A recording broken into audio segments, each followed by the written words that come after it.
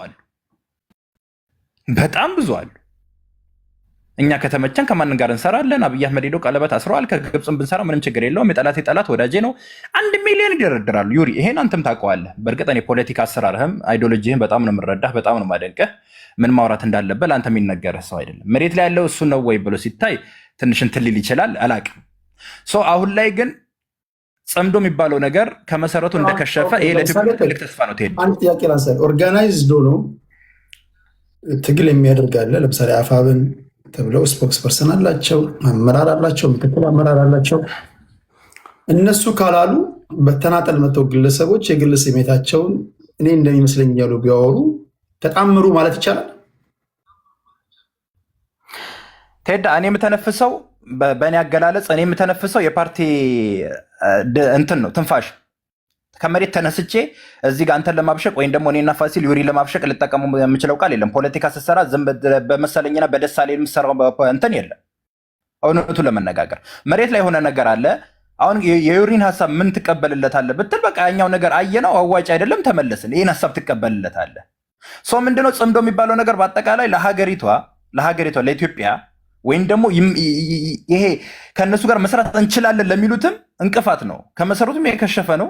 ወደፊትም መራመድ ማይችል ድርጅት ነው። ይሄ በጣም እርግጠኛ ሆኜ መናገር የምችለው ነው። ቴዳ ዛሬ እንደ አጀንዳ ያዝከው አንተ ቅድም ስታወራ የነበረው ነገር ይህን መንግስት እንደው በጦርነት መገልበጥ ይቻላል ስትል ነበር። ይህን ነገር እኔ በጣም እርግጠኛ ነኝ። ከፖለቲካ ውጭ ዩሪን አግኝተህ ወይም ደግሞ አንድ የማንኛውም ደጋፊ ብታወራው ይመልስላል። አይቻልም፣ እዚህ ምድር ላይ አይቻልም የሚባል ነገር ባይኖር እንኳን እንደው ይሆናል የምትለው ፐርሰንት በጣም ዝቅተኛ ነው። ለምን እኛ ኢትዮጵያውያን ያለንን ሀሳብ እንያቸው። ዩሪ ቅድም እያነሳው ነበር፣ ይቅርታ ደጋግሜ ስምን ጠራው። ዩሪ ያለን ሀሳብ ሰማይና ምድር ነው፣ አንገናኝም። የሱዳን ዕጣ ፈንታ እኛ ጋር እንደማይደገም ምንም አይነት ማረጋገጫ የለኝም። እኔ ማተኮረው ምንድነው ሀገሬ ውስጥ ያለው ተቋማቶችን የመገንባት ፍትሐዊ የመሆናቸው የፖለቲካ ፓርቲዎች መዳራቸው እንዳይጠብ እነሱን የማስፋትና የማካሄድ እነሱ ጋር ትኩረት አድርገን መንቀሳቀስ እንጂ ጦርነት በዚህ ዘመን ላይ ለዛውም በ21ኛ ክፍለ ዘመን ላይ እህትህን እናትህን አስፈጅተህ የምታገኘው ስልጣን አንድ መተህ የምትቀመጥበት ቦታ እሳት ነው። ለምን ከአንተ በኋላ ያለው ህዝብ አለ፣ አንተ የምትቀመጥበት ጋር ያለው ህዝብ አለ። በዚህ ሰዓት የኢትዮጵያ ህዝብ እየጠየቀን ያለው እንደው በሰላም ወጥቼ ልግባ፣ ይሄን አስከብል መንግስትን እየጠየቀ ያለው በሰላም ገብቼ ልውጣ ነው። አንድ ሁለተኛ ሰላማዊ የሆነ ንግድ በየትኛውም አካባቢ ተንቀሳቅሼ ልስራ፣ በማንነት ያልገደር፣ በእምነት ያልገደር፣ እምነት እያየህ አትግደለኝ፣ ማንነት እያየህ አትግደለኝ። የኢትዮጵያ ህዝብ ጥያቄ ይሄ ነው። ሌላ ምንም ልታመጣለት አትችልም። እንደ አንድ ወጣት በ21ኛው ክፍለ ዘመን ምንም አይነት ነገር ይፈጠር ጦርነት ለኛ አውዳሚ ነው ብሎ የሚያምን ትውልድ መፈጠር አለበት። ይሄ ግዴታችን ነው፣ መብታችን አይደለም እንዴ? አማራ ክልል ምን እየሆነ እንደሆነ እናውቃለን። ትግራይ ምን እንደሆነች እናውቃለን። ኦሮሚያ በከፊሉ ወደ ጉጂ አካባቢ ስትል ምን እየተከሰተ እንደሆነ እናውቃለን። በዚህ ሰዓት እኔ እንደ አንድ ወጣት ሄዳ አንድ ቀን መንግስትና ታጣቂ ኃይል ከሚዋጉ ለ7 ዓመት ቁጭ ብሎ ቢደራደሩ እመርጣለሁ። መደራደርን የሚያክል ሰላም የለም። የሚጠፋው ህይወት እኔ እናንተ ጋር ስላልደረሰ እሳቱ ቁጭ ቤት ሞቀው አልችልም። እዛ ጋር የሚሞተው ወገኔ፣ የሚገደልም ወገኔ ነው። ይሄ የሚል ትውልድ እስካልፈጠረን ድረስ ቴዳ እንዴት ነው ሀገራችን ልትራመድ የምትችለው? መንግስት እንደ መንግስትነቱ መተቸት ባለብን ነገር ተቋም አልገነባህም፣ ሰዎችን በስነስርዓት አለቅ በማንነታቸው ይገደላሉ። ይሄን የሚለው ጥያቄ ጠይቀን ልክ የአርሰናልን ደጋፊ አደባባይ ወጥቶ እንደደገፈ ሁሉ ለምንድን ነው ይሄን ነገር ወጥቶ መደገፍ ያቃተው? ወይስ እኛና ህዝቡ ተራርቀናል? እኔ የማወራው ሌላ ነው፣ ህዝቡ የሚኖረው ሌላ ነው። ማለት እኔና ህዝቡ ያልተግባባንበት ነገር አለ። አዲስ አበባ ላይ፣ ጎንደር ላይ፣ ጅማ ላይ፣ ባህር ዳር ላይ፣ ሐዋሳ ላይ፣ ጅጅጋ ላይ ምናምን ህዝቡ ወጥቶ ሲጨፍር ምን መንግስቱ ጠብሎት ነው የወጣው? ያ ህዝብ የጨፈረው ያ ሁሉ በደል ካለ ለምንድን ነው የማይወጣው? ሄዳ ምን ያደረገ ነው? የሁሉ ወጣቱ ና ድረስልኝ ካላለኝ እኔ ምን ብዬ ልሂድለት? የኢትዮጵያን ህዝብ ልብ ምታችን ልናዳብቅ ይገባል እላለሁ። አመሰግናለሁ ቴዳ። ቴንክ ዩ። እግር ኳስ እኔ በእግር ኳስ ነው ያለፍኩት። ሁለቱንም አዳብዬ መዝናኛውንም እግር ኳሱንም ስሰራ ነው ያደግኩት። የእግር ኳስ ደጋፊ ያለ የአንድ ሀገር ያለውን ነባራዊ ሁኔታ ማሳያ አይደለም። ለምሳሌ በእርስ በርስ ጦርነት የሚታመስ ሀገር ውስጥ ሁለት የእግር ኳስ ቡድኖች ሲጫወቱ ምንም ከድሎት ወደ ድሎት ሲንከባለል የመጣ ይመስል ህዝቡ ሊጠቃቀፍ ይችላል። ያን ወስደ ደልቶታል ተንደላቋል ማለት አትችልም። እግር ኳስ ሌላ ነው። ኬንያ ለምሳሌ ቅድም ስናገር ነበር የነዳጅ ዋጋና የዳቦ ዋጋ ጨመሩ ብለው ዛሬ ቅድም ያሳያችሁን ቪዲዮ ናይሮቢ ጎዳና ላይ የአርሰናል ደጋፊዎች እንደዛ እንደ ጎርፍ ሲወጡ ትላንት አመፅ ላይ ነበሩ አይመስሉም። እግር ኳስ ሌላ ነው ስሜቱ። እግር ኳስ ደጋፊዎች ቢረባቸውም ቢጣማቸውም ጦርነት ውስጥ ቢሆኑም መውጣታቸው የተለመደ ነው። ስፖርትን ለየት የሚያደርገው ያ ነው። እነዚህ ብሔራቸውን አዩ ምናቸውን አዩ ያሉበትን ነባራዊ ሁኔታ ምንም ሳዩ ስለ ኳስ ብቻ በኳስ ቋንቋ ተግባብተው የሚወጡ ናቸው። ለዛ ነው ፖለቲከኞችም አትግቡባቸው የሚያገናኘው ነገር የለም የምለው እና ከዛ አንጻር ቢታይ። እሺ ፋሲል ወደ አንተ ልምጣ። አመሰግናለሁ ቴዲ። ምናልባት ታዳሚዎች እዚህ ያሉት አንዳንዴ በአርስቱ ያስቀመጥከው ስለ ጽምዶ ነው፣ ግን የሚናገሩት ስለ ኢኮኖሚ፣ ስለ ፋኖ፣ ስለተለያየ ነገሮች ይናገራሉ እና ወደ ርዕሳችን ብንመለስ ስላለው ኢትዮጵያን ያደም በዓለም ላይ በሚደነቅ ሁኔታ በብዙ አገራቶች ውስጥ ያላትን ስለ ኢኮኖሚ እድገትና ስላላት ዲፕሎማሲ እኔ ብዙም መናገርም አያስፈልገኝ። ምክንያቱም ዝም ብላችሁ ወጥታችሁ የውጭ ዜና የሚሉትን ነገር ብትሰሙ ይሻላል። የኢትዮጵያን ዜናን ማመን ካቃታችሁ ስለ ጽምዶ መለሳለሁ። ይሄ ጥምረት እንግዲህ በትግራይ አክራሪ ኃይሎችና በኤርትራ መንግስት ወይም በህግደፍት ላይ መካከል የተፈጠረው ድብቅ የሆነ ወታደራዊና ፖለቲካዊ ስምምነት እንደሆነ እናቀናለን። እኔ ግን መናገር አሁን ቴዲ የፈለኩት እንዴት ኦልሬዲ እንደከሸፈ ልነግርህ ነው የምፈልገው እና ለአድማጮችም እኛ በርካታ የሆኑ ማክሸፊያውን ኦልሬዲ የተሸነፈ ነው ማለት እችላለሁ። ምክንያቱም ይሄ ወሳኝ የሆኑ ዲፕሎማሲ ስኬቶችን አስመዝግበናል። ኦልሬዲ የመከላከያ ሚኒስቴሩንና የውጭ ጉዳይ ሚኒስቴሩ በጋራ በመሆን ይህን ጥምረት የሀገርን ሉዓላዊነት እንዳይጋፋ ዓለም አቀፍ የሆነ ዲፕሎማሲ ከበባዎች አድርገንባቸዋል። አምባሳደሮቻችንና የውጭ ወታደራዊ አታሼዎቻችን ዲፕሎማቲኮችን ኢትዮጵያ ውስጥ ያሉትን ኤምባሲዎችን ዲፕሎማቲክ ብሪፊንግ በመስጠት ዓለም አቀፍ ማህበረሰቡን ይህ ጽምዶ የሚባለውን ሰይጣናዊ የሆነ በጣም የሚደንቅ ቀጠናውን ቀውስ ውስጥ ሊያነሳሳ የሚችለውን ጸረ ሉዓላዊነትንና እንቅስቃሴ በመሆኑ እንዲገነዘቡ በደንብ ነው የተደረጉት በዲፕሎማቲክ ብሪፊንግ ማለት ነው። በዚህም ምክንያት ኢትዮጵያ ይህንን ጽምዶ ላይ ጠንካራ ወታደራዊ እርምጃ ለመውሰድ ብትገደድ እንኳን ከውጭ መንግስታት ቅድሚያ ፈቃድ መፈለግ ሳያስፈልጋት ዓለም አቀፍ ግንዛቤንና ቅቡልነትን አስቀድማ አግኝታለች። ይህንን የእያንዳንዱ የሀገራቶችን እየመጡ እየጎበኙ ተናግረው የሄዱትን ነው። ለምሳሌ የአሜሪካን ማዕቀብ እና የሀብት እገዳ ማስፈጸምን ብንመለከት ከሰማህ ቴዲ አላቅም ኤግዜኪቲቭ ኦርደር 140446 ትራምፕ ለአንድ ዓመት አስቀጥሎታል።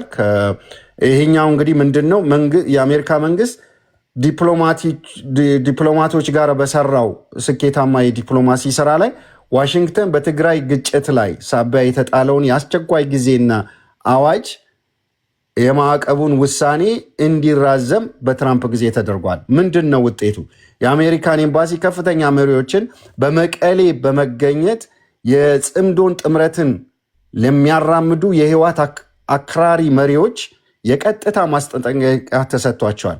ምክንያቱም ፕሪቶሪያን የሰላም ስምምነቱን በአጠቃላይ የነበረውን በሙሉ ስለጣሱ ከህግደፍት ጋር ደግሞ የሚያደርጉትን ማንኛውም ወታደራዊ ትስስር በአመራሮቹ ላይ የአሴት ፍሪዝ ወይም ደግሞ የሀብት እገዳ እንደሚደረግባቸው በደንብ ተደርጎ ተነግሯቸዋል። አሜሪካ አቃለው በአሁኑ ሰዓት ወደ 30 ቢሊዮን አካባቢ የሚጠጋ ገንዘብ አሴቱን ፍሪዝ አረጋለሁ የምትልበት ጊዜ ደርሷል። ከእንደገና በጣም ገንዘቡ በመጠን የማይታወቅ ግን ብዙ የተከማቸ ወርቅ ደግሞ የህዋት መሪዎች ከአቦ ስብሃት ከኢትዮጵያ የተዘረፉ ወርቆች እንዳሉ ነው። ወርቁን እንደማይመልሱ እርግጠኛ ነን። ግን ኢትዮጵያ ቶሎ ብላ ምንድን ያደረገችው የሀገር ሀብት አስመላሽ ኮሚቴ 30 ቢሊዮን ዶላር ያልከው የህዋትን በጀት ነው። የህዋት ሰዎችን ሀብት ነው። አሜሪካ ሀገር ያላቸው 30 ቢሊዮን ዶላር 30 ቢሊዮን ኢትዮጵያን ጠይቃለች። ይህን 30 ቢሊዮን ዶላር ወርቁ ግን አሁን ካለው ከሀገራችን ከ2026 አሁን ከጸደቀው ከ15 በሁለት እጥፍ ማለት ነው። የሀገሪቱ በጀት ይህን ያህል ተወስዶብኛል ብላ የኢትዮጵያ መንግስት አቅርባለች። እና እንግዲህ እኔ በግሌ ከጠየከኝ ወርቁ አይመለስም። ምክንያቱም ወርቁ መጠኑ ራሱ በጣም ብዙ ስለሆነ ይህ ሀሴት ፍሪዙ በትሬዥሪ ዲፓርትመንት ከጸደቀ አንድ ጥይት ቢተኩሱ ይጸድቃል ማለት ነው። ይህንን ደግሞ የአሜሪካ መንግስት በደንብ እየጠበቀው ነው፣ ስለሚፈልገው ነው ወርቃቸውን ሊወስድባቸው። እና ይሄ በቃ ያረጀ በቃ የፈዘዘ ምንም ነገር እንዴት ሆነው ናቸው ብላቸው ነው የምታስቡት? የህወሓት ሰዎች 7 ናቸው 6 ናቸው ወይስ በፓርቲው ስም ያስቀመጡት? የምታውቁት ነገር አለ? እንደ ፓርቲው ደጋፊነት ማፊያዎቹ ማለት ነው። የአድዋ ማፊያዎች። አዎ የኤፈርት ኔትወርክ እና የአቦ ስብሃት ኔትወርክ ማለት ነው። እና በጣም በሚገርምህ ሁኔታ ቴዲ ቅድም ያስቀመጥከው ነገር አለ መጀመሪያ ላይ ስትናገር እኛን ከማስገባት በፊት እንዴት ሆኖ ነው ከዚህ በፊት ፕሪቶሪያ አግሪመንት ላይ ህግደፍት ከኢትዮጵያ ጋር የነበራትን ግንኙነት ሁሉ ያቆመችው? ለምን ድብን አድርገን አመድ እስከምናረጋቸው ድረስ ለምን አልጠበቅክም ዶክተር አብይ? ይህንን ሄደህ እነሱ ጋር ለምን ፈረምክ? ከነሱ ጋር መልሰህ ልንጨርሳቸው የነበረውን እንዴት አስቆመህን ፈረምክ? ሰላም የሚል ነው። እንዴት ያለ አይነት ጽምደት ነው ይሄ? አንዴ ቃል እና ቶሎ ብዬ ብናገረው ይሄ ጽምደት የጽምዶ ጥምረት ፈርሷል ብዬ ስትራቴጂው በሙሉ የፈረሰ ስለሆነ የፕሪቶሪያ ስምምነት በአንደኛ ሙሉ ለሙሉ ባለመፈጸሙ የኢትዮጵያ መንግስት ግን ሁሉንም ፈጽሞ ሳለ በትግራይ ክልል የሚገኙ ታጣቂዎችና ሽፍቶቹ አሁን በአቶ ገብረጽዮን የሚመራው ኃይል ያን ሁሉ እንዲያፈርስ ስለተገደደ የኢትዮጵያ መንግስት ግን ሁሉንም የፕሪቶሪያ ስምምነትን አሟልቷል። ዶክትሬት ዲግሪ ወሰዳችሁበት እንዴ? አዎ፣ አያስፈልገውም። ተነጠቀ በመንግስት? አዎ፣ አያስፈልገውም። ሽፍታ ነው እና የህወሓት ውስጣዊ ክፍፍልን ደግሞ ተጠቅመናል። በህወሓት ውስጥ ባሉ መጠነኛም ሆነ በፌዴራል መንግስቱን የማይደግፉ እና አክራሪ ጽምዶን የሚደግፉ ቡድኖች መካከል ያለውን ልዩነት በደንብ በመጠቀም ህወሓቶችን ከፋፍለናቸዋል። ይሄ ያለ ነገር ነው። ዩሪ የመጨረሻ አንድ ደቂቃ አለ። ፋሲል የመጨረሻ አንድ ዙር አለ ማለት ነው። እሺ ቴንክ ዩ። አይ እኔ አንዳንድ የተባሉም ነገሮች ላይ እና አሁን ጽምዶ ላይ ይሄኛውን ዙር በሰፊው እጠቀምበታለሁ። ያው አርስቱ ጽምዶ ነውና የሀገር በደልን አታንሱ፣ የህዝብ ብዝበዛና ጭቆናን አታንሱ፣ ህዝብ በከፍተኛ የኢኮኖሚ ጫና፣ ረሃብ፣ ከፍተኛ የድህነት መቆርቆዝ ብቻውን የሚያወራ ህዝብ ተፈጥሯል አይደል? አሁን አዲስ አበባ 2 ሶሻል ክላሶች ፈጥራለች። የበዝባዦች ክላስ፣ የኦሊጋርኪ የሌቦች ክላስ እና የሚስኪን የተጨቋኝ፣ ይሄ ጠዋት ተነስቶ ቤተክርስቲያን ሄዶ በባዶ ሆዱ ተመስገን ብሎ ወይ መስጊድ ሄዶ ተመስገን ብሎ ቀኑን የሚጀምረውና የሚያድረው ጭቁኑ ህዝብ ማለት ነው። በቃ ይሄ ወዛደሩ ሲለፋ ምናምን የሚውለው እና አሁን ወንድማችን ያልተረዳው ዓለም የኮዝ ኤንድ ኢፌክት ናት። ጽምዶ አልተፈጠረም እንጂ በአማራው በኩል ቢፈጠር እንኳን ሁሉም ነገር ኮዝ አለው። ሰዎች ከተመቸ ኑሯቸው ጠመንጃ እየወለወሉ ዘለው ወደ ጫካ አይገቡም። እና ይሄ የፖለቲካ ኤቢሲ ነው እንግዲህ ኮዝ ኤንድ ኢፌክት። ጽምዶ ሲነሳ ያው ምን አስነሳው የህዝብ በደል ምናምን አብሮ ሊነሳ ይችላል። ሁለተኛው ነገር ደግሞ ይሄ ሻለው የሆነ የኢኮኖሚ ግምገማ እኔ እሱም ያሳስበኛል። አሁን አማራው የሁኔታ ግምገማዎችን ሰርቶ አገር ወዳድም ሆኖ አብዛኛውን ነገር ከኢትዮጵያ ቀጣይነት አንጻርም ስለሚያይ የሚመጡ ጥምረቶችን ጽምዶ ራሱ ያልቀረጸውና ያልተሳተፈበት የትግርኛ ተናጋሪዎች ጥምረት ስለሆነ ላይቀበለው ይችላል እንጂ ሌሎች የጥምረት አይነቶችን ህብረትን አይቀበልም ማለት አይደለም። በደል እስካለ ድረስ ሰም ሶርት ኦፍ መንግስት ላይ የሚነሳ ሬዚስተንስ ይኖራል። የተበደሉ ኃይሎች ወይም ኮዝ አለን የሚሉ ኃይሎች ፍላጎታቸው በጣም ባልተራራቀ መልኩ ምናልባት በዓለም አቀፍ አነጋጋሪና አደራዳሪ ፊት ስምምነቶች ውስጥ ገብተው በሆነ ቅርጽ መጥተው ጥርስን ሊያወልቁልህ ይችላሉ። ስልጣን ላይ ያለ አካል ሰፊ የሆነ የሁኔታ ግምገማ እየሰራ ለሚያስተዳድረው ህዝብ ቤስት የሆነ አትራክቲቭ ፓኬጅ ህዝብ ሊኖርበት የሚችልበትን አውድ እስካልፈጠረ ድረስ ነገ ምን አይነት ማዕት ሊያጋጥምህ እንደሚችል አይታወቅም እና እኔ ይሄም ከግምገማ ውስጥ መወሰድ አለበት ብዬ አምናለሁ። 3 ዓመት ጦርነት ውስጥ ገብተሃል። ስም ያለው ፋኖ በጦርነት መማረክ አልቻልክም። ካስተዳደርከው 8 ዓመት ውስጥ 5 ዓመት በጦርነት ውስጥ ነው የነበርከው። በዚህ ጦርነት ውስጥ ኢትዮጵያ በአጭር ጊዜ ውስጥ በጦርነትና በግጭቶች ከሰዋቻቸው ህዝቦች በላይ ኒርቱ በአጠቃላይ ኮሚኒቲቭ የመንግስትንም ኃይል ሌላውንም ደማምረ ወደ 2 ሚሊዮን የሚጠጉ ህዝቦች በዚህ ጦርነት ተጨፍጭፈዋል በ8 ዓመት ውስጥ። ይሄንን እንደ ፖለቲካ ስኬት እያወሩ ሚሊዮኖችም ያልቃሉ እንጂ የህዝቦችን ጥያቄ አልመልስም የሚል ይሄ የጨፍጫፊ ባያፍራ ብሔርተኛ አይነት ሞዴል እያራመዱ አሚን ተረጋግቶ ሀገር መቀጠል አይችልም ነው። አሁን ትልቁ ችግር እኔም ማውራው እንደ መንግስት ነው። ኢትዮጵያ የሚባል ህዝብ ጥቅሙ ተሰፍቶ ጣፈንታው በጣም ተሰናስሎ ያለ ህዝብ አለ። ይሄ ሀገር መቀጠል ስላለበት የአማራ ፋኖ ትግል የህዝብን ነፃነት የኢትዮጵያን ቀጣይነት ማዕከል አድርጎ የአማራን ህዝብ ከህልውና አደጋ ለማውጣት ቢሆንም እንደ መንግስት አክት የሚያደርግ ትግል ነው ያለው። መንግስት ነኝ ብሎ 4 ኪሎ የተቀመጠው ደግሞ እንደ ታጣቂ ነው ቢሄቭ የሚያደርገው። ደጋፊዎቹም እንደዛ ናቸው።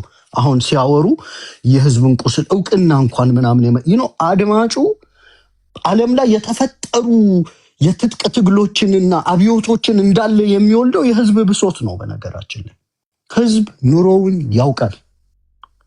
ጨቋኞች ልክ ይሄ ለምን ኬክ አይበሉም እንዳለችው ህዝብ ለአብዮት ወጥቶ ፈረንሳይ ላይ ሜሪ ኩሪ ትመስለኛለች እና ስሟን ከረሳሁት ይቅርታ፣ ምንድነው የሚሉት አለች። ዳቦ ነው የሚሉት ሲባል ዳቦ ከሌለ ለምን ኬክ አይበሉም አይነት የሚመስል የህዝቡን መሰረታዊ ጥያቄዎች አያውቋቸውም ጨቋኞች። ተጨቋኞች ስለሚያውቋቸው ጨቋኞች በመጨረሻ ላይ ጥርሳቸው በቦክስ ሲነቃነቅ ነው የሚያውቁትና እኔ ከዛ አንጻር ነገሮች መታየት አለባቸው ብዬ አስባለሁ። በነገራችን ላይ ንግግራችንን ከመጀመራችን በፊት በቅርቡ በዚህ 3-4 ቀን የሲዳማ ህዝባችን ላይ የደረሰው ጭፍጨፋ ሀዘኔን ለመግለጽ እፈልጋለሁ። እንዲህ አይነት ጭፍጨፋዎች እንደዚህ አይነት ሚዛን የሳቱ ፍርዶች የፌደራል መንግስት ይዘህ የፌደራል መንግስቱን ኃይል ላንተ ለክልል ፍላጎት አውላለው እያልክ በቁጥር ያነሱም በቁጥር የሚገዳደሩህንም እየሄድ በየአካባቢያቸው እጨፈጭፋለሁ የሚል ስሜቶች ናቸው የህዝብን ብሶት የሚወልዱት እና ምናልባት ጽምዶ አፈጣጠሩ የኤርትራ መንግስት ፍላጎት ይኖርበታል። የተጠናከረች ኢትዮጵያን ላይፈልግ ይችላል። ከራሱ ኤግዚስተንሻል ትሬት አንጻር የትግራይ ኃይሎች ይኖሩበታል። አሁን የመገንጠል ጥያቄ ያቀነቅናሉ። እነዚህ ኃይሎች በስውር በደህንነት መዋቅራቸው ጽምዶን ሰርተው ስለመጡ አማራው ኦሪጂናሊ ጥንስሱ ላይ ስላልነበረ ጽምዶን ላይቀበል ይችላል እንጂ ጽምዶ ህብረት ሆኖ ሊመጣ ይችላል። አንድ ፖይንት ልጨምር። ጦርነት አውዳሚ ነውና ይሄን ሁሉንም እናውቃለን። አንዳንድ ሰላም ግን የበለጠ አውዳሚ ነው። በተለይ አሁን ለብልጽግና የምትሰጠው የእረፍትና የእፎይታ ጊዜ ከጦርነቱ በላይ አውዳሚ፣ ሀገር አፍራሽ፣ ህዝቦችን ወደ ሰከንድ ክላስ ሲቲዝን የሚለውጥ ነው እንጂ ሰላሙ ከጦርነቱ በላይ የሆነ ነገር ቢሰጥ ሰው ጦርነትን ሊመርጥ አይችልም። ሰዓቴን ስለጨረስኩ ላቁም። ዘብር አለ ተመልሻለሁ። ቴዳዬ እሺ ያው አሁን ትኩረት የማድረግ የምፈልገው ይሄ ጽምዶ የሚባለው ቴዳ ትንሽ ጠለቅ ብለን እንየው። አንዳንዴ ሁላችንም የምናወራው ነገር አለ። የጠላት ወዳጄ ነው፣ እኔ በተቸገርኩ ሰዓት ከደረሰልኝ ምንም ይሁን ምንም እቀበለዋለሁ የሚለው ነገር አለ። ያንን ነገር በጣም አደገኛ ነገር ነው። ልናውቅ የሚገባን ነገር፣ እኔ ሁሌም እንደ ቁርአን ቃል መደጋገም የምፈልገው ነገር፣ አንድ እውነት በውስጣችን ይዘን መኖር አለብን። መንግስት አልባ ከምንሆን የተዳከመ መንግስት ኖሮን እሱን ማሻሻል ሂደት ቢሰራ ማለት እንደ እንትን ብናየው ማለት ሁላችንም እዚህ ጋር የውስጣችን እያወራን ነው። የተሻለች ሀገር እንፈልጋለን። የተሻለች ሀገር የትኛውም ዓለም ላይ ምናልባት አላቅም፣ እኔ በውስን እውቀቴ በጦርነት የሚጠበቅ ዳር ድንበር እንጂ በጦርነት የመጣ ምንም አይነት ሰላም የለም። ሰላም ልታመጣልኝ አትችልም። በጦርነት ልታደርግልኝ የምትችለው በያዝከው መሳሪያ የህዝቦችን ሰላም ታስጠብቅልኛለህ፣ ሰው በማንነቱና በምንነቱ እንዳይገደል ትከላከልበት ይሆናል እንጂ ምንም አይነት የምታመጣው ለውጥም አቅምም የለም ብዬ፣ በተለይ ደግሞ እንደኛ አይነቱ ኢትዮጵያ ላይ በጣም ብዙ አይነት ውጥንቅጥ የወጣበት ፖለቲካ ያለበት አካባቢ ሲሆን ደግሞ ነገራቶቹ የባሰ ያወሳስባቸዋል። ኤርትራ ብቻ አይደለችም በነገራችን ላይ ቴዳ ጽምዶ ውስጥ ያለችበት። እኔ በረዥሙ የምመለከታት ግብፅ የምትባል ሀገር፣ እኔ በረዥሙ የምመለከታት ለምን ኤርትራ አሁን ላይ እያደረገችው እንቅስቃሴ ምንድን ነው ብለህ በዚህ ወራት እንኳን ከኤርትራ ጋር አንዴ በኤነርጂ አንዴ በባህር ላይ ትራንስፖርት በማትለው ነገር የለም። እያንዳንዱ እንቅስቃሴዋ ላይ ማን አለ? ግብፅ አለ። ግብፅና ሻዕቢያ አንድ ላይ ሆኖ በሚያመጡት ሀሳብ ለእኔ ይበጀኛል ብሎ የሚያስብ አንድ ኢትዮጵያዊ ከተፈጠረ የአደገኛ ነገር ነው። አደገኛ ነገር ነው። ሱዳን በችግሯ ጊዜ የደረሰላትን ኢትዮጵያ ህዝቦቿን ተሰደው እኛም ተሰደንባት የተቀበለችን ሀገር ዛሬ ላይ ፊቷን አዙራ አልቡርሃን ከሌላ ወገን ሆኖ ሄሚቲ ከአብይ አህመድ ሆኖ ምን እየተፈጠረ እንደሆነ ሱዳን ላይ እያየን ነው። ሱዳን ላይ እየተደረገ ያለው ጦርነት ስንት ዓመት እንደሆነ እናውቃለን። ስንት ህዝብ እንዳለቀ እናውቃለን። ጽምዶ ዋና መቀመጫነቱን ከኤርትራ አልፎ ሱዳን አድርጎ እዚያ አፍንጫ ስር ሲርመሰመስ ጸጥ ብለህ ልልህ አልችልም፣ ነውርም ጭምር ስለሆነ ሻዕቢያና ግብፅ ያሉበት ነገር እያንዳንዱ ነገር እኔ እንደ አንድ ኢትዮጵያዊ ያሰጋኛል ነው። ገና ከጅምሩ እጁ መቆረጥ ያለበት እሱ ነው ብዬ ስለማምን በኢትዮጵያ ጉዳይ ላይ ያገባኛልና ይመለከተኛል የሚለው የትኛውም ኢትዮጵያውያን በምንም አይነት መንገድ ኢትዮጵያ ዘላለማዊ ጠላቴ ናት ከምትላቸው ሀገሮች ጋር ከነሱ ጋር ምንም አይነት ሪሌሽን መፍጠር ምንም አይነት ግንኙነት መፍጠር አንተ ለምትረከባትና አንተ ለምታስተዳድራት ሀገር ላስተዳድራት የምትላት ሀገር ለአንተስ ምንድን ናት ነው? ከአንተ የምትፈልገው ምንድን ነው? ትናንሽ ኢትዮጵያዎችን መፍጠር? በጣም ብዙ ቤት ሄዳ ያልገባህ ቀን ዞረን እናያለን። አንዳንድ ተከራካሪዎች አሉ ከሁሉም ብሔር የሚመጡ፣ አንዳንዱ በኢትዮጵያዊነት ያልተቀበልኩ የሚል አለ። ቴዳ የምሰማው ነገር ጆሮ ይሰቀጥጣል። አንዳንዱ ኢትዮጵያዊነቱ አምና ያልተቀበለ ትውልድ አለ። እኛው መሀል እንደኛው ወጣት አንዳንዱ ከአንተ ብርቅ እኔ የተሻለ ነገር አገኛለሁ ብሎ የሚያስብ አለ። የተሸራረፈችዋን ኢትዮጵያ ለእኛ አትበጀንም ነው።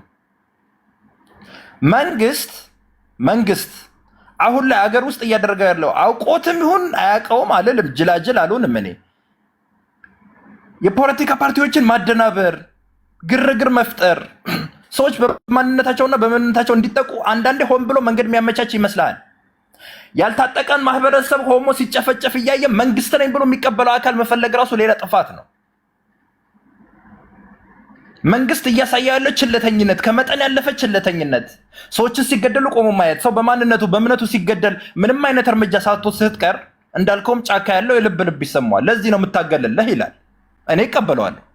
አየህ፣ ለዚህ ከሆነ የምታገልልህ በእምነትህ የመጣ ታረድክ ሲልህ፣ ለዚህ ከሆነ የምታገልልህ አልታጠክም ግን እየተገደልክ ነው ሲልህ፣ ያ ምንም ያውቀው ምስኪን ገበሬ ምን ብሎ ይቀበለ? ትሄዳ መንግስት መሬት ላይ ያለው በተለይ ደግሞ ይሄ የወረዳና የዞን አስተዳደሮች አፋኝ ስርዓቶች። በነገራችን ላይ ጎጎት ፓርቲ በፕሬዚዳንቱ በኩል ባወጣው መግለጫ ከውድድሩ ከምርጫው ራሴ ላገል ይችላሉ ብሏል። ከትናንትና ወዲያ መንቀሳቀስ አልቻልኩም። የዞን አስተዳደሮች በየሄዱበት ያዋክቧቸዋል፣ በየሄዱበት አባላቶችን ያስራሉ፣ በየሄዱበት ታፔላውን ይሰብራሉ። የመጨረሻ አማራጭ ብዬ እንኳን ጦርነት ማልመኝ ሰው ነኝ። አንዴ ቃለ ጦርነትን ምን እንደሆነ እንዴት እሺ ጦርነትን በየትኛው ማንግል ማልቀበል ሰው ነኝ። ሰው መንግስት እነዚህ አፋኝ ነገሮችን ካስተካከለልኝ ጽምዶ የሚባል ነገር እንደ አንድ ኢትዮጵያዊ ደግሞ ከመንግስት ቆም ጎኔ እፋለመዋለሁ ማለት ነው። ድርሽ ማለት የሌለበት ሀሳብ ነው። ለምን እኔ አሁን ዩሪ መጥቶ ኖ እሰራለሁ ቢለኝ አማራን እኔ የማውቀው የማንም ድጋፍ እንደማያስፈልገው ነው። በኢትዮጵያ ልብ ያለው አማራ ያን ነው። ለአማራ ጥያቄ አማራ አያንስም። ምንም አይነት ታኳ አያስፈልግም። ከመንግስትም ለመነጋገር እንደው ከሌላ ጋር መጥቼ ተደርቤ ልምጣ ስትል ይሄ ተቀምጦ የሚጠብቅ ኢትዮጵያ ምን አይነት ኢትዮጵያ ነው የምጠብቀው? አዲስ አበባ ያለው ኢትዮጵያ ወዘተ ያለው ኢትዮጵያ ትላንትና ሲጠብቅህ የነበረው ትልቅ ደረጃ ነበር። ዛሬ ወርድ አገር ከሚያፈርሱና ሀገርን ላጥፋ ኢትዮጵያ የምትባል ሀገር 30 እና 40 ቦታ መበታተን አለባት ከሚል ኃይል ተደርበ ስትመጣ የትኛው ኢትዮጵያ ነው የሚቀበልህ? አይቀበልህም። ሰው የሚልህ ምንድን ነው? አብይ አህመድን ይምራኝ እየረገጠ ይምራኝ ነው የሚልህ ቃል በቃል። ግብፅና ኢትዮጵያ ላይ የተነዛው አለ ውስጣችን ላይ አለ፣ ምን አይነት ሴራ እንደሚያሰሩብን። አመሰግናለሁ ቴዳዬ፣ መልካም ጊዜ ይሆንልህ። ወደ ፋሲል እንሄዳለን። አሁን 5 ደቂቃ ነው የሚኖርን ፋሲላችን። እሺ ቴዲዬ አመሰግናለሁ። ቶሎ ቶሎ ብዬ ወገኖቼም ወንድሞቼም እዚህ ላይ በጽምዶ ላይ ስለተናገሩ አመሰግናለሁ። እቀጥላለሁ። አሁን መቀጠል የምፈልገው የጽምዶ እንዴት እንደተዳከመ ገና ከመጀመሩ እንዴት እንደተዳከመ መናገር ፈልጋለሁ። በቅርቡ በአሜሪካ የውጭ ጉዳይ ሚኒስቴር እንደምታውቀው በማርክ ሩቢዮ እና በኢትዮጵያ የውጭ ጉዳይ ሚኒስቴር ዶክተር ጌዲዮን ጢሞቴዎስ መካከል የተደረገው የሁለትዮሽ ስብሰባ እንዲሁም ከጠቅላይ ሚኒስቴር አብይ አህመድ ጋር የተደረጉት የስልክ ውይይቶች ላይ ከባድ የሆነ የፖለቲካና የዲፕሎማሲ ተቀጥሏል።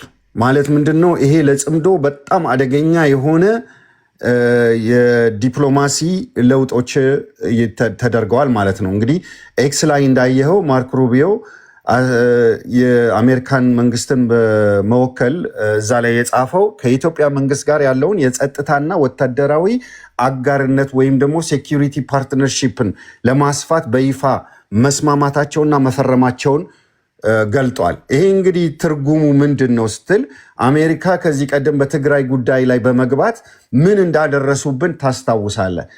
ይህንን የፖለቲካ ለውጥ በማድረግ የሰብአዊ መብት ጫናዎችን በመተው አሁን ላይ ያለው ትኩረት ምንድን ነው? በቀጠናው መረጋጋትና የጸጥታ ትብብር ላይ ብቻ አድርጋለች። ይህ ለኢትዮጵያ መንግስትና ለመከላከያው የጽምዶን እንቅስቃሴ ለመቆጣጠር ሙሉ የሆነ ዲፕሎማሲ ነፃነት ይሰጠዋል፣ ወይም ግሪን ላይት የምንለው ነገር ከአሜሪካ አግኝተናል ማለት ነው። ሌላው የአሜሪካ የጦር መሳሪያ እገዳ ተነስቷል። ኢታር ፖሊሲ ኦፍ ዲናይል የምንለው ማርክ ሩቢዮ ከዶክተር ጌዲዮን ጋር የፈረሙት ምንድን ነው? አንደኛው ከ2021 ጀምሮ በኢትዮጵያ ላይ ተጥሎ የነበረው የጦር መሳሪያ ሽያጭ እና ወታደራዊ ቁሳቁስ እገዳ ወይም አርምስ ኢምባርጎ የምንለው በይፋ አንስታለች አሜሪካ። ይህ ትዕይንት ምን ያደርጋል ስንል ይህ ውሳኔ ለኢትዮጵያ መከላከያ ሰራዊት ዘመናዊ የሆኑ የአሜሪካ ወታደራዊ ቴክኖሎጂዎችን እንዲያገኝ በር ከፍቷል።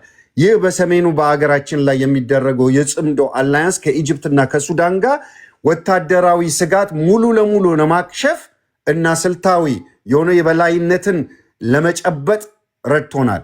ከምን ለፌዴራል መንግስቱ ማለት ነው። የጽምዶን ፋይናንስና ዲፕሎማሲን በተመለከተ አቶ ማርክ ሩቢዮ በግልጽ እንዳስታወቁት የአሜሪካ ፍላጎት የኢትዮጵያ ሉዓላዊነትን ማክበር እና የቀጠናውን መረጋጋት ማስጠበቅ ላይ ነው። ይሄ ደግሞ የተፈራረሙት ሶስተኛው ነው። የጽምዶ ጥምረት የሚደግፍ የህወሓት አክራሪና ክንፎች በአሜሪካና በምዕራባውያን ዘንድ የነበራቸውን የፖለቲካ ተደማጭነትን ያስጥላል ማለት ነው። ማንኛውም የፕሪቶሪያ ሰላምና ስምምነትን የሚጥስ እና ከኤርትራ ህግደፍት ጋር የሚደረገው ድብቅ ወታደራዊ ትስስር በአሜሪካ በኩል ጥብቅ የሆነ ኢ ፍትሐዊና ኢሊጋል ስለሆነ የአሴት ፍሪዝን እንደሚያመጣ እና ማዕቀብ ደግሞ እንደሚጣልባቸው የአሜሪካ መንግስት ተናግሯል። ሌላው ባይላተራል ስትራክቸር ዳያሎግ በሚለው ላይ የሁለትዮሽ የተዋቀረው ውይይትን በማቀፍ ምንድን ያደረጉት? የጽምዶ ጥምረት ሊፈጥር የሚችለውን የጸጥታ ስጋትን አስመልክቶ የኢትዮጵያ መከላከያ ሰራዊት እና የኢትዮጵያ መንግስት ከአሜሪካ የደህንነት መዋቅሮች ጋር ቀጥተኛ የመረጃ ልውውጥን ወይም ደግሞ ኢንቴሊጀንስ ሼሪንግ የምንለውን ተፈራርመዋል። ቴዲ ይሄ ለኢትዮጵያኖች በጣም ትልቅ ነገር ነው። ይሄ ከተፈጠረ በኋላ ግብፅ ምን አረገች? ድፍ ድፍ ድፍ እያለች ጽምዶ ጋር ፕሮክሲ ወሯን ለማድረግ ይሄ እኮ ስምምነት ከተፈጸመ በኋላ አይታችሁ እንደሆነ ከ2 ቀን በኋላ እኮ ነው ኢጅፕት ወደ ኤርትራ ሄዳ ከዚህ ኢሳያስ አፈወርቂ ምን አይነት አስተሳሰብ እንዳለው አላቅም ቁጭ ብሎ ሲፈርሙ የመሪታይም ስምምነት ሲያደርጉት አይታቸዋል። ግብፅ ከኢትዮጵያ ጋር ያላትን የናይል ውሃ ክርክርና በራሷ ቀጥተኛ ወታደራዊ ኃይል መፍታት ስላልቻለች የውስጥና የቀጠናውን ተቃዋሚዎችን የማገዝ የቆየ ስልቷን አድሳለች። ከማን ጋር? ከህግደፍት ጋር ከኤርትራ ጋር። እሺ ከኤርትራ ጋር አዲስ ወታደራዊና የባህር ስምምነት ፈርማለች። ድፍ ድፍ እያለች በቅርብ ጊዜ እንዳያችሁት ማለት ነው በ16 አካባቢ መሰለኝ። እና የገንዘብና የደህንነት መረጃ ድጋፍ ኢንቴሊጀንስ ሼሪንግ የሚገርም እኮ አሜሪካ ከኢትዮጵያ ጋር ስታረግ ግብፅ ደግሞ ሄዳ ከኤርትራ ጋር እና የሚገርም ነው። ካውንተር ማድረጓ ነው። ግን ይሄ አሜሪካ ለኢትዮጵያ መከላከያ ሰራዊት የሰጠውን ድጋፍ እና ግብፅ ደግሞ ጽምዶን ጥምረት አማካኝነት ልታደርስ የምትችለውን ቀጥታ የሆነ ኢንሰርክልመንት እያረገች ነበረ፣ ወይም የቀጠናውን ከበባ እያረገች ነበረ። በጣም የሚጋጭማለች። አሜሪካስ ከኤርትራ ጋር ያላትን ግንኙነት ለማደስ የምታደርገውን ጥረት እንዴት ታያለ? ለምሳሌ ኢንዲፐንደንስ ዴያቸውን እንኳን አደረሳችሁ አንዳንድ ሳንክሽኖችን ሊፍት የማድረግ ነገርን እንቅስቃሴ ታያለ። ያ ለምን እንደሆነ የሚገባን ይገባናል። ግን አንተ እንዴት ታያለው? ከኢትዮጵያ ጋር ብቻ ሳይሆን ከኤርትራ ጋርም ተመሳሳይ ነገሮች አዝማሚያዎች አሉ። በእርግጥ ነው። የሚገርምህ ነገር ቴዲ፣ አንድ አይ ካን አሹር ዩ ግብፅ በዚህ 6 ወር ምናምን እላለው ወይም ግፋ ቢል በአመት ውስጥ አዲስ አበባ ታገኛቸዋለህ እየለመኑ።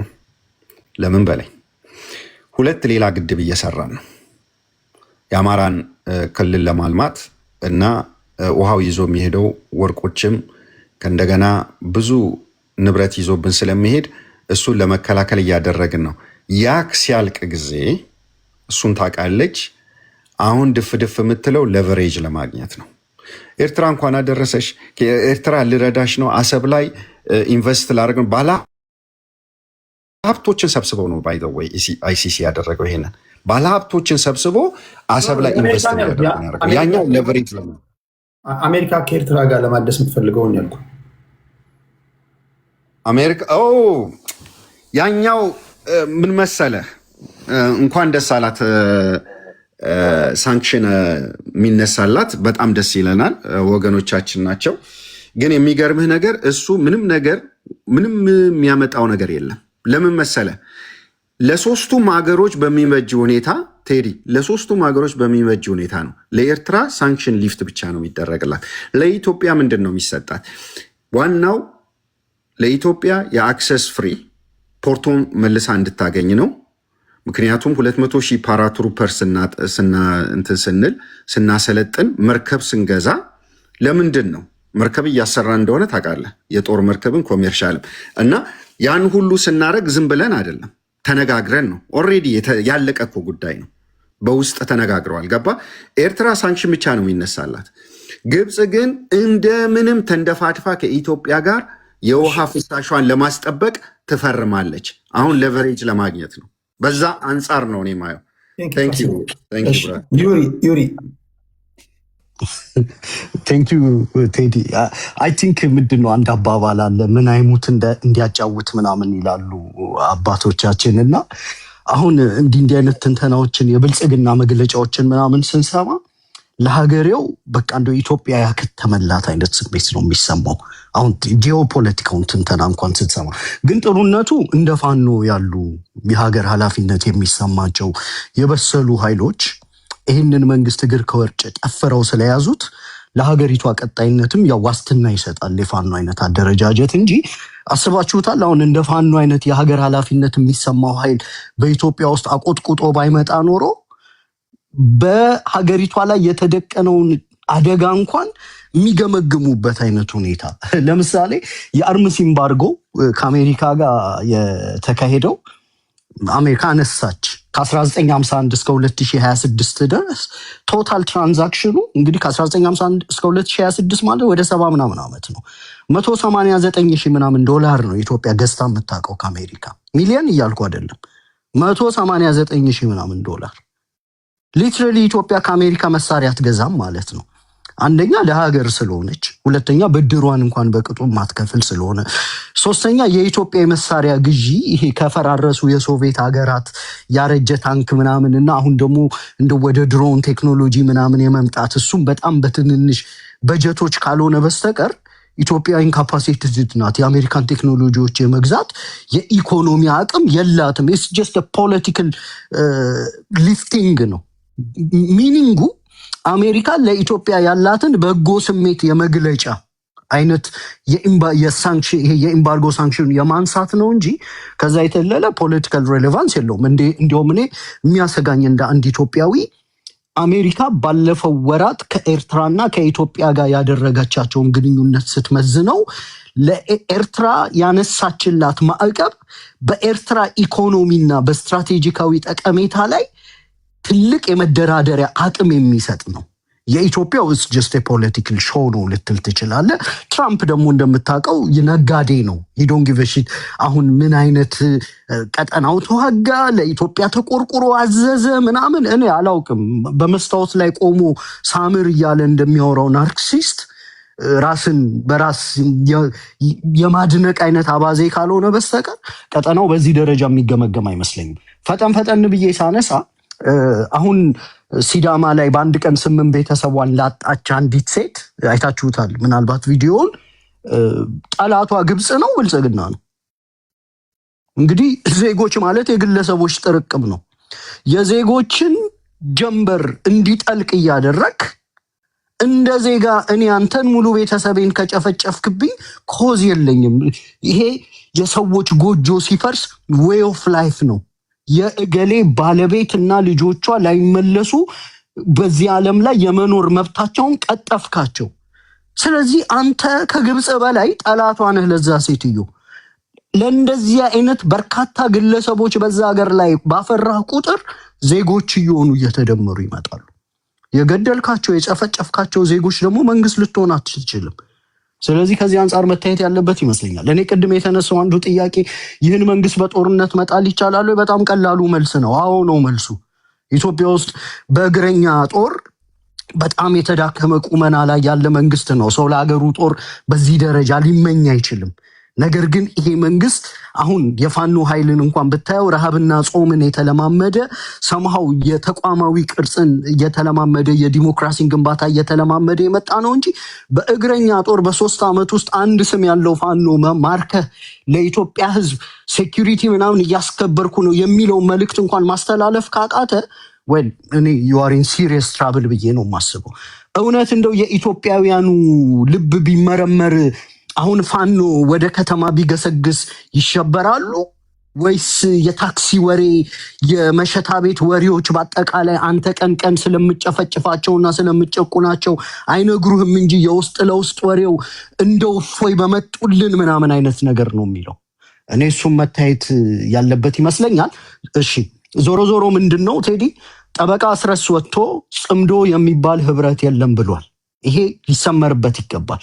አሁን ያለው ትግል ግን ብልጽግና ሀገር እያፈረሰ ነው። የአማራ ፋኖ ደግሞ ሀገር የማዳን ኃላፊነቱን እየተወጣ ነውና ይሄንን እንደው እኔ አንድ ነገር ባስቀምጥልህ በምን ስምምነት ወደፊት ጥምረቶች ሊመጡ ይችላል? ያው በፖለቲካ ሳይንስ እንደምታውቀው አንድ ጥምረት ሙሉ ለሙሉ ኢምፖሲብል ሊባል አይቻልም አይደለ? የቢሆን ስትንተና ትሰራለህ። ስለዚህ እነዚህ ኃይሎች ምናልባት የኔን ፖይንት ነው የምነግርህ። ጽምዶ ኢትስ ኢምፖሲብል ከፍጥረቱ ትግርኛ ተናጋሪዎች የደህንነት መዋቅራቸው የፈጠረው ጥምረት ነው። አማራ ቢሳተፍበት ኖሮ ቢያንስ በጋራ የመግባቢያ ቋንቋ ሁለቱም ህዝቦች አንደርስታንድ በሚያደርጉት ህብረት ምናምን የሚል ቅርጽ ይዞ ነበር የሚመጣው። ስለዚህ አማራ በዚህ ነገር ውስጥ አልተሳተፈም። ነገር ግን ይሄ ነገር እስከ መጨረሻው አይፈጠርም ማለት አይደለም። ሊፈጠር የሚችልባቸውን ኮንዲሽኖች ላስቀምጥልህ። እኔ 4 ነጥቦች ላንሳ። አንደኛው በዓለም አቀፍ አደራዳሪዎች ፊት እንደ ህወሓት ያሉ ኃይሎች የሚከተሉትን 5 ነገሮች በዓለም ፊት ከፈረሙ በተወሰነ መልኩ መተጋገዝ ሊፈጠር ይችላል። አንደኛው የኢትዮጵያን ሀገረ መንግስት ቀጣይነት ማመን፣ የመገንጠል ጥያቄ አለማንሳት። ሁለተኛው የወልቃይትና የራያ የግዛት ባለቤትነትን በዋናነት ለአማራው እንደሚገባና ወደፊት በህገ መንግስታዊ ለውጥ ምናምን ለሀገር የሚበጅ ነገር እንደሚሰራ ማመን። ሶስተኛው የአብዮቱ ባለቤት አማራ እንደሆነና በኋላ ላይ በሚደረገው የአስተዳደር ለውጥ ውስጥ የድል ሽሚያ ውስጥ እንዳይገባ ከወዲሁ ለአብዮቱ ባለቤትና ከፍተኛ መስዋዕትነት ለሚከፍለው የፋኖ ኃይል እውቅና መስጠት። አራተኛው አሁንም ሊሆን ይችላል በኋላም ሊሆን ይችላል የታጠቋቸውን ከባባድ መሳሪያዎችና ይሄ የሞኖፖሊ ኦፍ ቫዮለንስን እንደያስፈላጊነቱ የአብዮቱ ባለቤት ለሆነው ለአማራ ፋኖች ትልልቅ ትጥቆችን ማስረከብ። አምስተኛው የህገ መንግስት የኮንስቲቱሽናል ለውጥ አንኮንዲሽናል በሆነ መልኩ እንደሚፈጸም ከተማመኑ ጥምረቶች ተፈጥሮ መንግስትን ሊነቀንቁ ይችላሉ። ቴዲ ቴንኪዩ ጨርሻለሁ። እንደው አይሆንም ስለሚባል እንደው የመሆን እድል እንደሚኖረው ላሳይ ብዬ ነው። አመሰግናለሁ ቴዲ ለሰጠኝ እድል። በነገራችን ላይ ዩሪ በጣም ጎበዝ ፖለቲከኛ ነው። ብዙ ጊዜ ፖቴንሻሉን ወይ አቅሙን ድሬን የሚያደርገው አንዳንድ መገኘት የሌለበት ቦታ ላይ ስለሚገኝ ይመስለኛል። ቀጥል በዚሁ ዩሪያችን የፋፋ የምትሄድበት ጊዜ ሩቅ አይደለም። እንደዚህ አይነት ስቴጆች ላይ ነው መገኘት ያለበት። ካልሆነ ያደርቀዋል፣ አናትን ያደርቀዋል። እና ቴንኪው ለማለት ያ ነው። ፋሲሎም ስላገኘው ዛሬ ነው ያየው።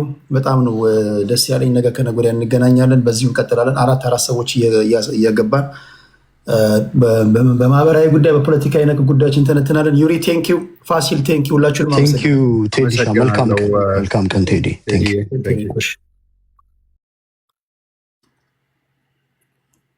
ጎበዝ ፖለቲከኛ ነው ዩሪ። ብዙ ጊዜ ጎበዝ ፖለቲከኞች የምትገኙበት ስቴጅ ወሳኝነት አለው። በነገራችን አንዳንዶቹ ጋር ገብታችሁ ወይ ወደፊት አትሄዱ፣ ወይ አይተነትኑ፣ ወይ አያስተነትኑ። ማለቴን ከሆናችሁ አሁን 1 ወር በተከታታይ ቢመጣ በጣም ደጋፊዎችን እያበዛ መሄድ ይችላል። እንደዚህ አይነት መድረክ ላይ ነው መገኘት ያለበት እንጂ ሌሎቻችሁ የፍጥረትን ሩጫ የምትገቱ ናችሁ እኮ ታውቃላችሁ። በተለይ አማራ ፖለቲካ ውስጥ ያላችሁ እንዴት እንደሆነ አላውቅም። ኦኬ፣ ለማንኛውም ታፕ ላደረጋችሁ፣ ኮፒ ሼር ላደረጋችሁ፣ ዩቲዩብ ላይ ላላችሁ እንግዲህ ሰምታችኋቸዋል። ከሀገር ውስጥም እንደዚህ ከመንግስት በኩል ፋሲል የመንግስት ደጋፊ ነው። ዘብርና ኔትወርክ ያወረደው ኢወርልድ ነገ እንገናኛለን። በማህበራዊ እና በፖለቲካዊ ነክ ጉዳዮች ዩቲዩብ ላይ ያላችሁ ነገ እስክንገናኝ ድረስ ስላዳመጣችሁ ከልብ ነው የማመሰግነው። አይ ቲንክ አሪፍ ውይይት እንዳዳመጣችሁ ተስፋ አድርጋለሁ። ጸጥ ብላችሁ ስታደምጡ ነበር። ለሁሉም ነገር ለሱፐር ስቲከሩ ለታፕታፑ